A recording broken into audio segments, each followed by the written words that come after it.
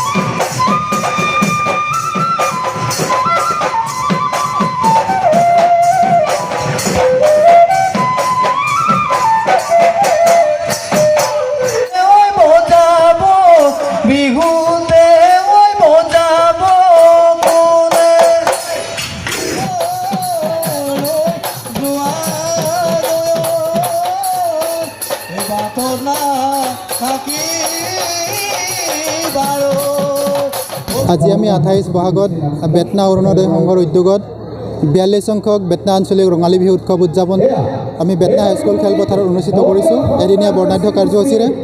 আজি আমাৰ প্ৰায় 9 বজাত আমি পতাকা উত্তোলন কাৰ্যসূচী ৰাখিছোঁ। আমাৰ যিহেতু 42 সংখ্যক আমাৰ, গতিকে আমি 42খন পতাকা উত্তোলনৰ কাৰ্যসূচীৰে আমি আমাৰ আজিৰ কাৰ্যসূচী শুভাৰম্ভণি ঘটাইছোঁ। তাৰপিছত প্ৰায় 10 বজাত এখনি চিত্ৰাংকন প্ৰতিযোগিতা অনুষ্ঠিত কৰিছিলোঁ, য'ত প্ৰথম শ্ৰেণীৰ পৰা পঞ্চম শ্ৰেণীলৈ আৰু ষষ্ঠ শ্ৰেণীৰ পৰা দশম শ্ৰেণীলৈ দুটা শাখাত আমি পুৰস্কাৰসমূহ ৰাখিছোঁ। তাৰপিছত আমি প্ৰায় আবেলি 4 বজাত আমাৰ বৃহত্তৰ বেতনা অঞ্চলৰ উচ্চতৰ মাধ্যমিক চূড়ান্ত পৰীক্ষা আৰু হাইস্কুল শিক্ষান্ত পৰীক্ষাত সুখ্যাতিৰে প্ৰথম বিভাগত উত্তীৰ্ণ হোৱা ছাত্ৰ ছাত্ৰীসকলক আমি সম্বৰ্ধনা জনাইছোঁ আৰু আমি এখন মুকলি সভা অনুষ্ঠিত কৰিছোঁ।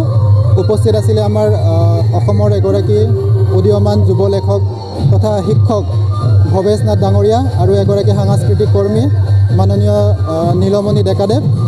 আৰু আমি প্ৰায় 6 বজাত আমাৰ দুগৰাকী কৰ্মী প্ৰয়াত হিতেশ ডেকা আৰু প্ৰয়াত বিশ্বকুমাৰ ডেকাৰ সোঁৱৰণত এখনি স্মৃতিচাৰণ অনুষ্ঠান ৰাখিছোঁ। তাৰ লগতে তেখেতসকলক সোঁৱৰণ কৰি আমি তেখেতসকলৰ প্ৰতিচ্ছবিত মাল্যদান লগতে বন্তি প্ৰজ্বলন অনুষ্ঠান কৰিছোঁ। তাৰ বাহিৰেও আমি এই অনুষ্ঠানটোৰ লগত সংগতি ৰাখি আমি 42টা আমি বন্তি জ্বলাইছোঁ। তাৰ পিছতে আমি আমাৰ মুকলি বিহু আৰম্ভ কৰিছোঁ আৰু মুকলি বিহুৰ আমি নাম দিছোঁ প্ৰয়াত হিতেশ ডেকা আৰু প্ৰয়াত বিশ্বকুমাৰ ডেকা সোঁৱৰণি বিহু বাকৰি। এই বিহু বাকৰি আমাৰ গোৰেশ্বৰ সমষ্টিৰ MCLA সন্মানীয় পবিত্ৰ কুমাৰ বড়োদেৱে আমাৰ বিহুৰ যি বাকৰি সেই বাকৰি উন্মোচন কৰিছে। অৰুণোদয় সংঘৰ সৌজন্যত প্ৰতিটো বছৰতে ঠিক এনেধৰণে আমি বিহু পাতি আহিছোঁ।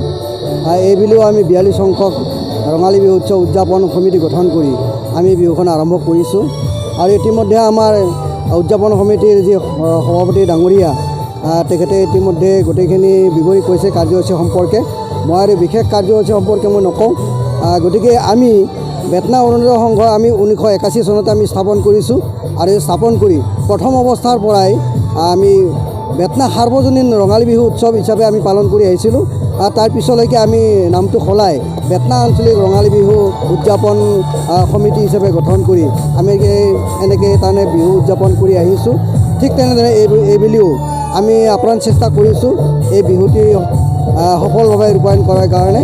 আৰু আহি আমি অৱশেষত এতিয়া বৰ্তমান আমাৰ যি দলীয় বিহু মুকলি বিহু প্ৰতিযোগিতা, এই প্ৰতিযোগিতাত অংশ কৰা দলসমূহক আদৰণি জনাই আছোঁ আৰু ভৱিষ্যতেও আমি এনেদৰে অৰুণোদয় সংঘৰ সৌজন্যতে বিহু চলাই যাম বুলি আমি আশা ৰাখিছোঁ।